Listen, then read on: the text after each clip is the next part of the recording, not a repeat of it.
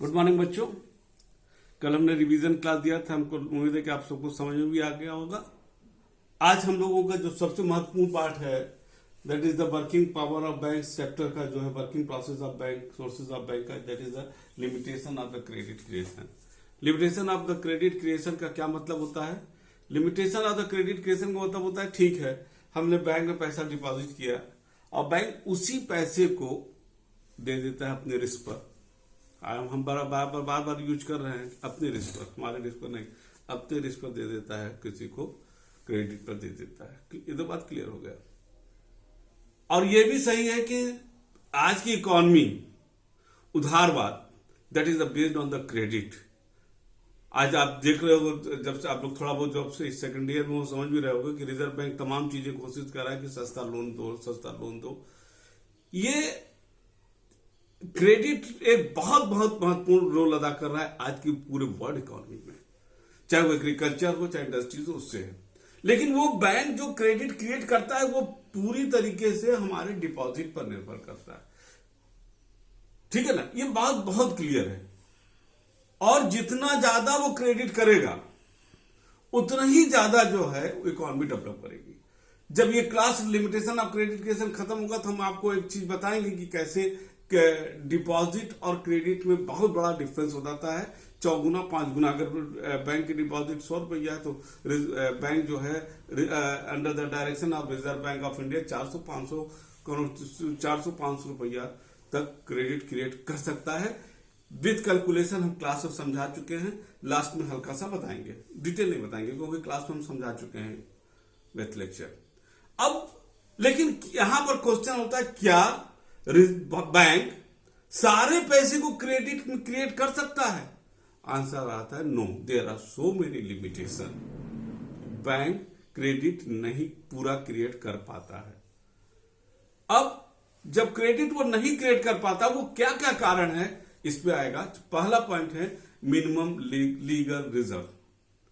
ये क्या होता है?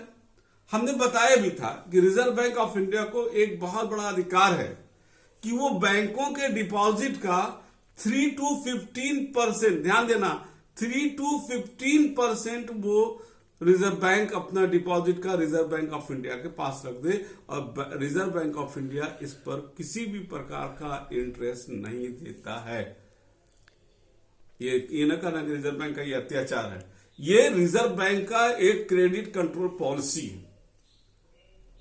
अब ये जो देता है ये इस समय शायद हमको एग्जैक्ट नहीं है, 3.75 या 3.5% है CRR। इसको आप नेट पर जाकर के चेक कर लेना। जो रिसेंटली चेंजेस हुआ उसमें कुछ चेंजेस था, पहले 4% था, शायद 0.25 घटाया, जहां तक मुझे याद आ रहा है 3.75 है। अब ये पैसा जो है आपका रिजर्व बैंक ऑफ इंडिया के पास चला गया।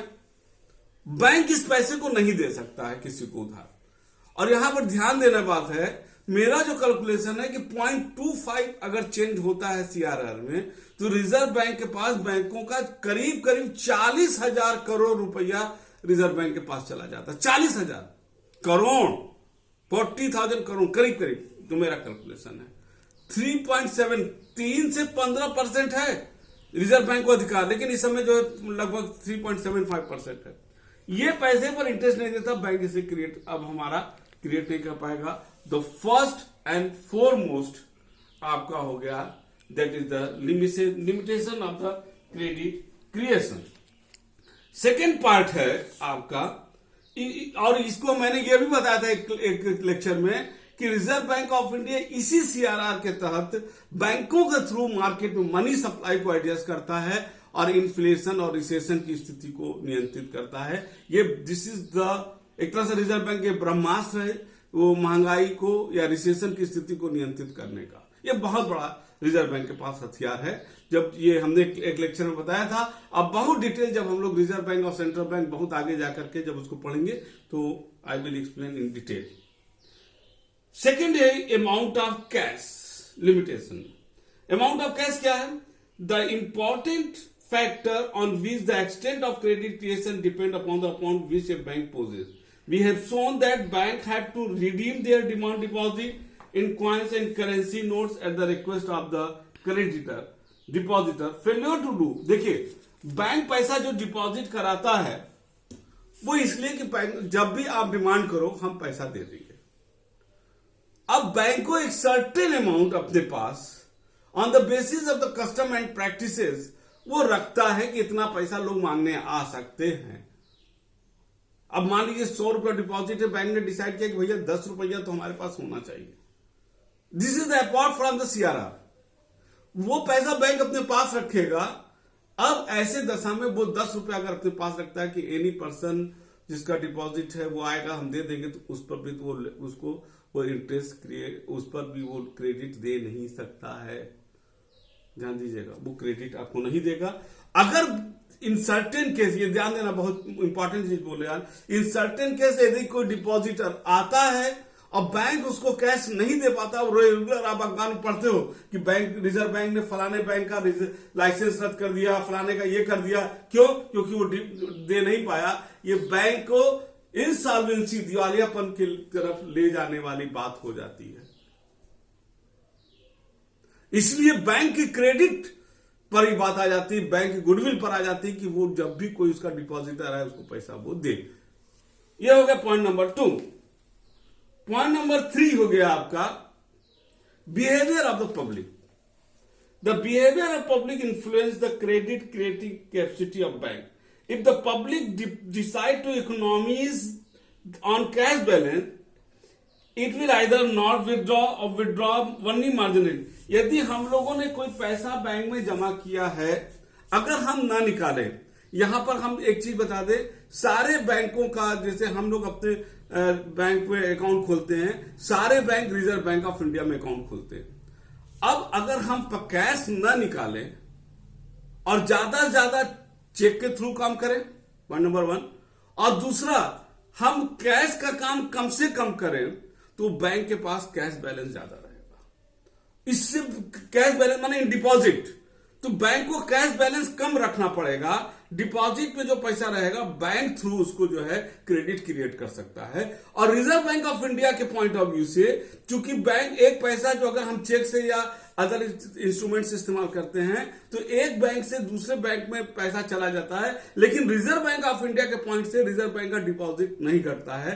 तो वो बहुत बड़ा पार्ट होता है नेशनल इकोनॉमी पॉइंट से कि बैंक जो है, रिजर्व बैंक जो है, ज्यादा से ज्यादा बैंकों से क्रेडिट क्रिएट करा सकता है। लेकिन अब हम लोगों की आदत, इसीलिए जो है सरकार ने डिमोनेटाइजेशन का किया था कि हम लोगों की एक आदत है कि कैश का प्रयोग ज्यादा करते हैं। ऐसी दशा में हमारे जो है नेशनल इकोनॉमी को नुकसान होता है कि जब हम करेंगे तो बैंक को ज्यादा से ज्यादा पैसा अपने पास रखना पड़ेगा, और जिससे प्रॉब्लम क्या होगा कि बैंक उसको क्रेडिट दे नहीं पाएगा, और बैंक जब क्रेडिट देगा तो ही तो कमाएगा और हमको इंटरेस्ट देगा। ऐसी दशा में क्या होगा कि बैंक तो हमारे डिपॉजिट पर इंटरेस्ट दे रहा है, लेकिन चूंकि हम कैश का ज्यादा प्रयोग कर रहे हैं, तो ऐसी दशा में बैंक जब लोन नहीं दे पाएगा तो उसको इंटरेस्ट नहीं मिलेगा, तो बैंक घाटे में भी जा सकता है या कम प्रॉफिट में जाएगा, और सबसे बड़ी चीज बैंक उसको क्रेडिट क्रिएट नहीं कर पाएगा। This is the behaviour of the, ठीक है, ये हो गया आपका बिहेवियर ऑफ द पब्लिक। इसमें दिया भी है public decide to economise the cash balance, it will either not withdraw या विदड्रॉ, ये निकालो भी तो कम से कम निकालो, ठीक है ना। डिराइव डिपॉजिट कल मैंने बताया था जो कि लोन के संदर्भ में आता है, जो उसको करते हैं by the bank cash. Next चौथा पॉइंट है पॉलिटिकल स्टेबिलिटी।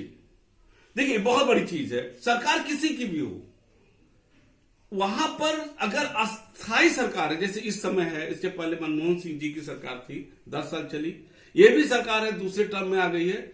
नेशनल लेवल से लेकर के इंटरनल लोगों को मन होता है ये सरकार है, एक पॉलिसी रहेगी, बिजनेस स्मूथली चलेगा, और जब एक इन्वायरमेंट, अच्छा इन्वायरमेंट रहेगा कि कोई भी प्रधानमंत्री बनेगा तो वो क्या करता है, अपनी पॉलिसी लाता है, एक बिजनेस में उथल पुथल होता है। लेकिन जब गवर्नमेंट अस्थायी रहेगा पॉलिटिकल उसमें, तो वहां पर क्या होगा कि वो एक, जब एनवायरमेंट अच्छा मिलेगा तो लोग बिजनेस करेंगे और उनको क्रेडिट की आवश्यकता पड़ेगी। एक पॉइंट और है जो इसमें हम बताना चाहेंगे, और वो है सुपीरियरिटी ऑफ द सिक्योरिटी।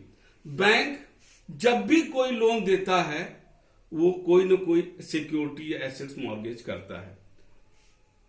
ये जरूर है कि आप कह सकते हो कि ये सिक्योरिटी मॉर्गेज ये हमारे पास सिक्योरिटी है।